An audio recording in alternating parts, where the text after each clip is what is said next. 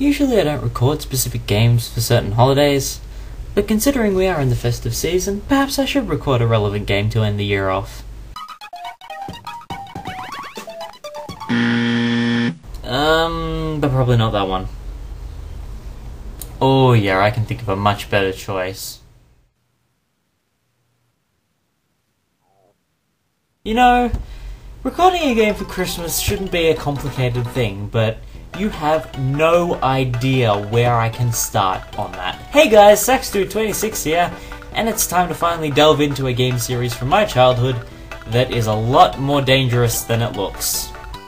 And with me today, I have a special guest. Hello, I am EscapeRouteBritish, and help, I have been here for 2 hours. You have no idea how many times we've tried to record this. Welcome to Super James Pond 2, the Japanese release on the SNES. Why the Japanese release, exactly? 2 reasons. One, it is the most true to the Amiga release, and also has the most additions. In particular, that intro you just saw, only in the Japanese release for the SNES. Or in the Mega Drive version. No other SNES version has the intro. In fact, I'm pretty sure most don't even have the game over screen. And the SNES version is just gorgeous compared to the Mega Drive version, I have to be honest. And the sound quality and the... What I like especially about this port is the same reason I like the SNES port of Zool. It keeps to the original, but it doesn't hesitate to do something new and unique that makes it, you know, its own somewhat superior version. I love this game. It is hard, it is frustrating, but it's pretty and it sounds gorgeous. It is truly a wonderful game. I find what you said about actually, hold on a second. Like, coming up here, you've got these items. Like, this is just one of the many ways in which this game is brilliant. Lips, get the ice cream, get the violin, get the globe, get the snowman. Look at your life count. Thank you very much. You just spelt the word lives. Like, all the items in these games have, like, letters associated with them, and depending on the order you collect them, it activates hidden cheat codes. How amazing is this game? Like, there is so much hidden in it. How many games can you think of where collectibles have, you know, personality and quirkiness to them? Not a lot. Jinjos and Banjo-Kazooie. No. Jinjo! True. That's not really much personality, though. They just yell their name. Yeah. That's kind of like Pokemon syndrome, to be honest. I've just noticed that, like, in the Mega Drive version, that's Bertie Bassett of, like, the Licorice All Sorts, but here he's just a cake man. Oh, yes. And I feel like...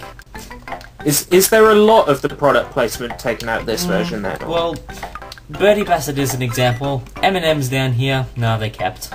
Well, I've always seen them as M&M's, but, Oh, they do look like M&Ms now, and also, the way some of them have their mouths open and some don't, if you're just looking at them like I am, it looks like they're animating and talking. Aw. It's like the corners of a Paul Jennings book, you're just flicking through it and like, hello! Only about half of my viewers will get that. I didn't, so Yeah. there's that, I suppose. Yeah. Don't collect the poison. Oh, good.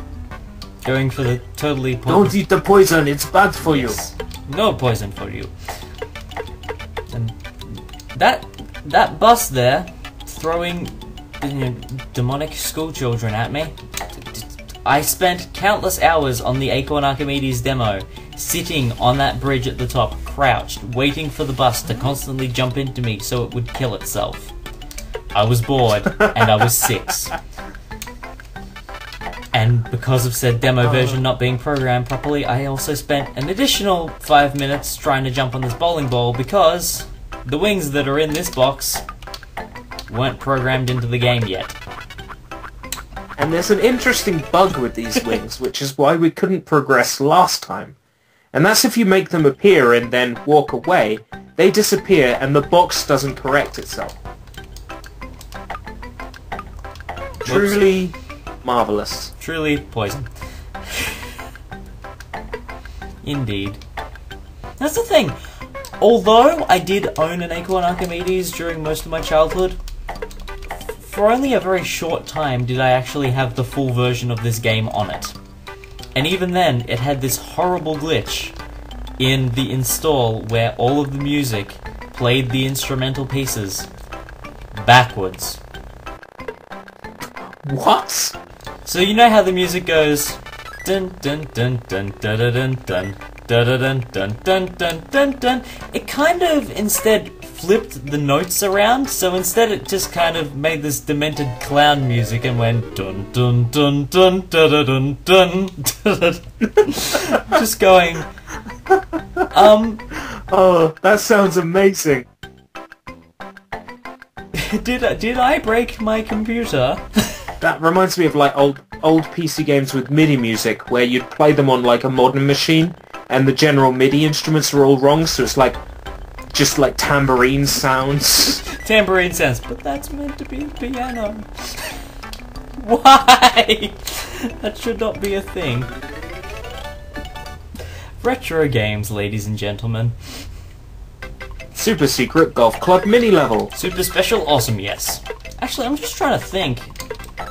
It has an extra life in it, so you've got that benefit. I'm just trying to think, because in the Game Boy Advance version, the extra lives are Ankh symbols, but I can't remember. Were they Ankh symbols in the Amiga version, or was they were Ankh symbols in the Mega Drive version. Okay. I'm pretty sure about that. Okay.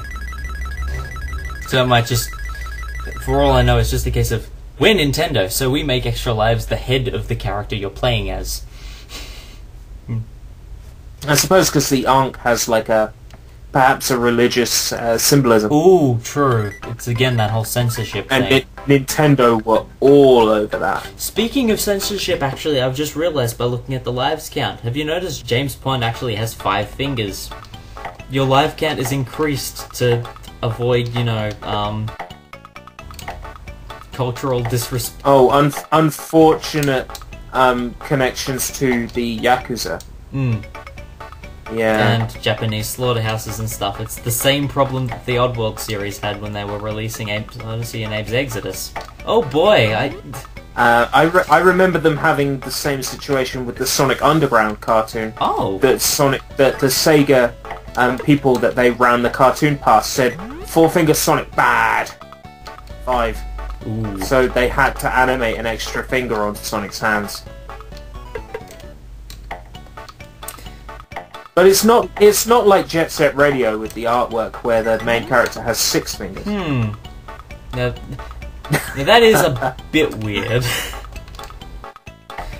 That's funny that I've managed to stumble across 2 game series affected by that aspect of censorship. I honestly was for the longest time convinced that only Oddworld had to change things for that, but no, James Pond did as well. How about that? Why does Japan have a big...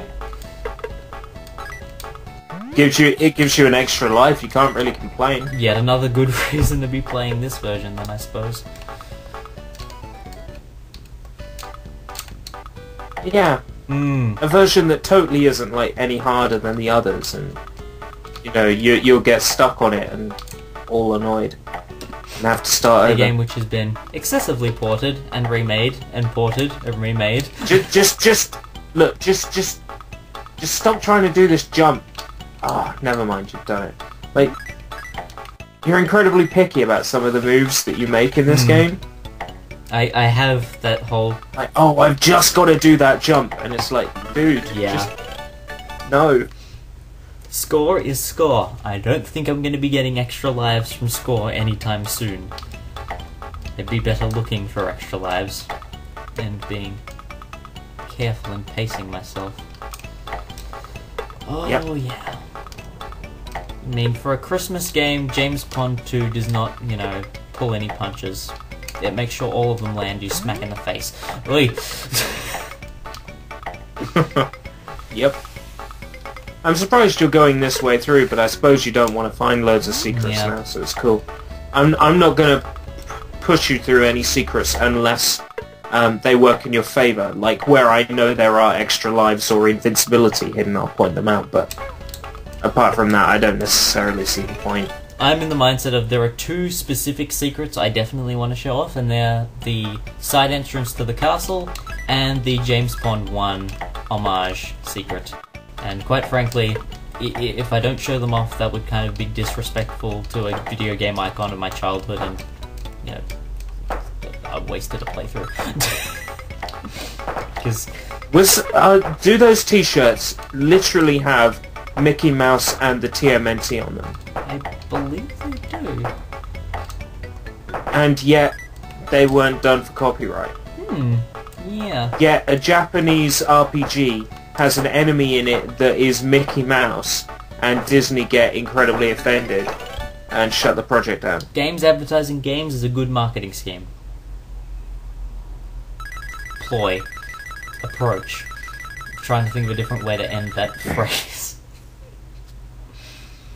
I reckon they just were trying to see how much they could get away with in this game. Dr. Maybe, I do not care about how quickly I did the level. Please go away. I'm trying to save Santa Claus. And again, that's something in the Japanese version, isn't it? Yes. There's Dr. Maybe looking at his watch, being all like, "Well, you're taking forever to get to me, Mr. Pond." We meet again, Mr. Pond. You're late, as usual.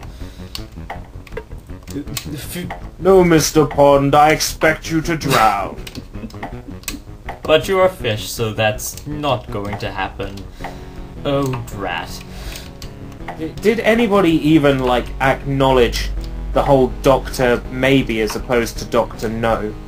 Well, that's the thing. Every level in James Bond 1 was a James Bond reference, and then they kind of just went, well, we've made this universe, we'll just make the puns of slightly different things now, hence the RoboCop reference in this game's title. Yeah, but that's only because he's like got a metal suit.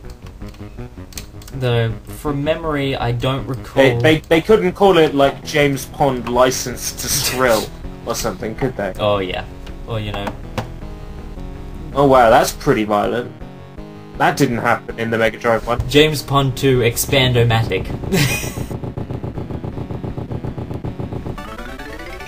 Why kill a boss when you can overkill a boss and dance? That's almost like something out of a treasure game. That's like something out of Gunstar Heroes, that sort of death animation. A little bit. Actually, I was thinking it's kind of like when you beat a boss in... No, Bashful Bert in Yoshi's Island. I'm trying to remember him. Flying all over the place. Is he the big thing that you have to hit with eggs? Oh, who am I kidding? Everything you have to hit with eggs in that game. The big thing, you hit with eggs and he loses his pants, yes. Yeah, that's the one. It is indeed. Jumping straight into Penguin biscuits. the sugar world, which makes you pick up a penguin. This world makes me incredibly hungry, and it's not fair now because I've had food and I'm full. I don't want to feel hungry. What are those worms? I think they're meant to be sour jelly worms. Oh right. They're a lot bigger and thicker than the sour jelly worms I sort of get around here. Well, I figure they're probably just made over the top, more bulbous to distinguish them from the snakes. Possibly, I don't know.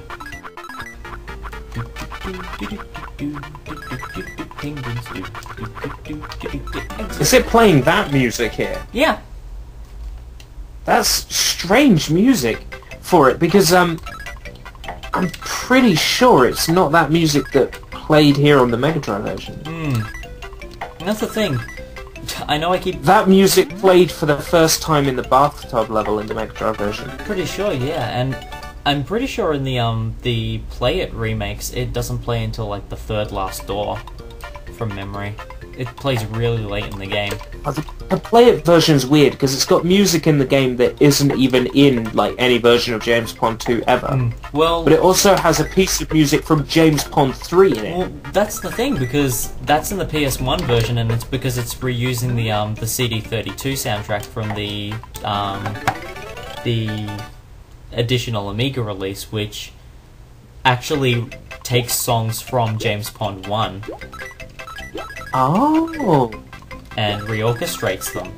Wow, I did not know that. I only found that out when I watched a long play of it, and I'm just like, hang on a minute, that's the main theme to James Pond, and that's the level theme as well. Speaking of which, underwater level, and we just finished it. Bonuses. But there's also like a piece of James Pond 3 music that plays in the Play It version of this game. I think I know the one you mean. Where? It always weirded me out. Well, then again, the PS2 version was rather wacky in multiple ways. Like the opening, whoever thought that was not scary is a fool. Well, the opening of the PlayStation 1 version was bad enough. I don't think I've seen the opening of the PS2 one. Is the PS2 version that's got the cartoony drawn version where James Bond is lunging at the Robins like Superman, and it's That definitely doesn't sound like the one I saw. The one I saw was really, really badly done 3D.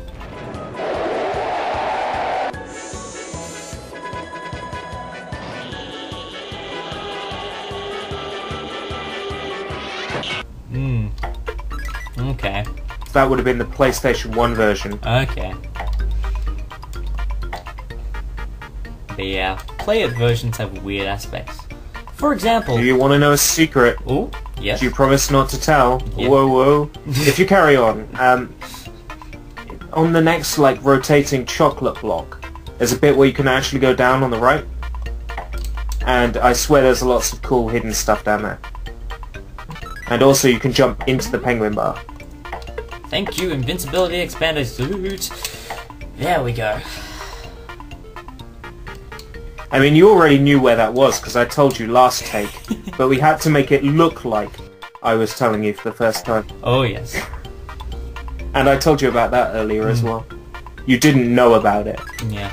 That's the thing, when you first told me about it, I'm just like, okay, so the arrow's not going up? Oh no, there's an invisible block and everything.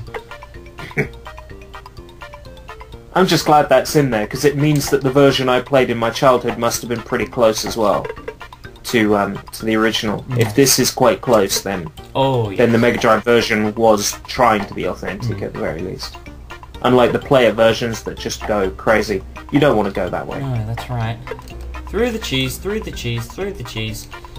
Is it cheese? I thought it was like sponge cake. It's either cheese, sponge, or the surface of the moon in James Pond 3, and they're doing even more references before the game was even made. That would... You know what? That wouldn't surprise me.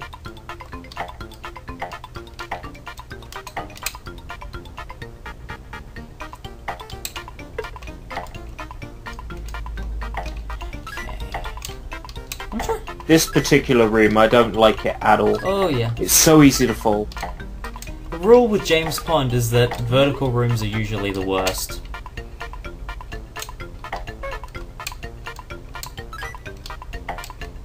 Although, I have been known to make the horizontal ones look more ridiculous than they should be. As you will soon see. Foreshadowing. Now I think you pretty much got the particular room that gave you trouble first time sort of down now, I think. Jumping on. I think these... You played it I enough. can't tell if these are like squashed eclairs or if they're meant to be sort of deformed macaroons. Clams, I think. They always look like clams to me. Oh no, they might be like like custard equivalents of Oreos or something. So I know that is a thing, just not with chocolate. Yeah, but Oreos weren't really a thing when James Pond 2 came out. Oh, true. Because, you know, that's in the age of all kinds of ridiculous sweets that are only released in like 2 or 3 countries that no one's heard of. Like Polo Mints. Oh, we got Polo Mints over here. Oh yes. You know, I used to have a friend who used to make it his life's work to annoy people on customer helplines. Oh? So, like, he'd phone up Polo and say, "There's a problem with my polos." And they go, "What's the problem, sir?" And he'd say, "There's holes in them." And like the whole point of polo mints is that they've got holes in them. So like he used to do those sorts of things. That is brilliant. Yeah, I don't hang with him anymore. I wonder how many banana farms got complaints about bent bananas.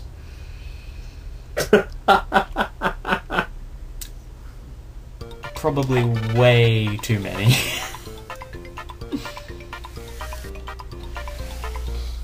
Anyhow.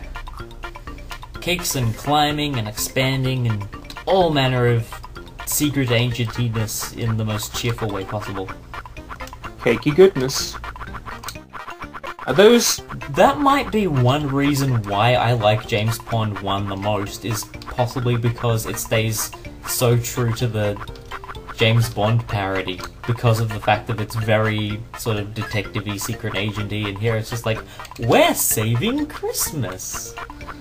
Well, that's because it's more like RoboCop, that famous movie where a cop saves Christmas. Oh wait, no, that's Die Hard. Hang on a minute.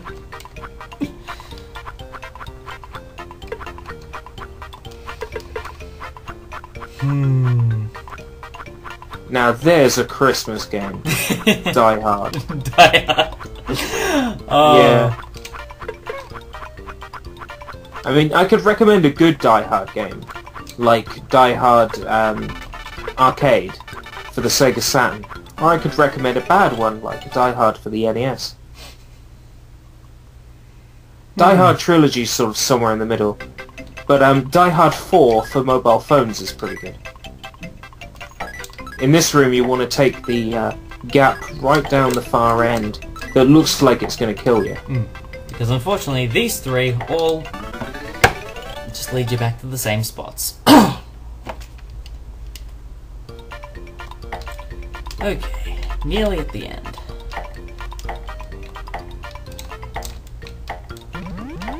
Health is good. Health is very good. Health is delicious. You're taking this very well. And I kind of just skippity-doo-dah'd over everything there. And that's the end of the level. Brilliant! Not bad. I think for the sake of rather decent performance and a good chunk of video length, I think we'll cut this first part here. Yeah, that's probably wise, seeing as how long it took us to get through these levels the last time we tried to record them. Next time on Let's Play Super James Bond 2 Codename ROBOCOD Japanese SNES for Christmas, we'll be going into one very, very, very long and painful level. Indubitably.